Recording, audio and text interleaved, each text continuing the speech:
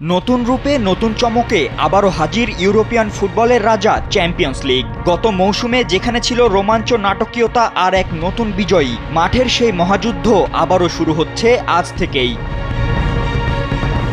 ইতোমধ্যে ইউরোপের ঘরোয়া লিগগুলো শুরু হয়েছে প্রায় মাসখানেক আগে।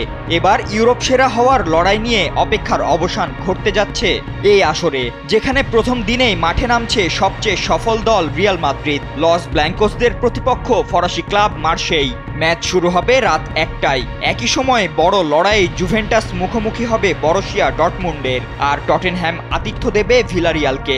তার আগে রাত 11:15টায় অ্যাথলেটিকো বিলবাওয়ের বিপক্ষে খেলবে English giant Arsenal. Japan Bangladesh joint venture company JBS holdings limited.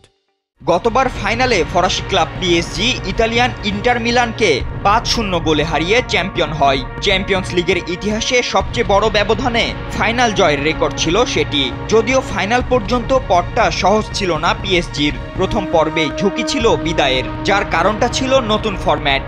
আগে গ্রুপ পর্ব থেকে বড় দলগুলো সহজেই নকআউট পর্বে যেত, কিন্তু নতুন ফরম্যাটে গ্রুপ পর্বই নেই, তাই তো প্রতিযোগিতাটাও জমেছে বেশ। এবার সরাসরি লিগ স্টাইলে আগেরবারের মতোই মুখোমুখি হবে ৩৬ দল। প্রতিটি দল ৮টি ম্যাচ খেলবে। প্রতি গ্রুপের শীর্ষ ৮ দল সরাসরি শেষ ১৬তে উঠবে। লিগ টেবিলের ৯ থেকে ২৪ নম্বর দল প্লে অফ খেলে বাকি ৮টি দল নির্ধারিত হবে নকআউট পর্বে।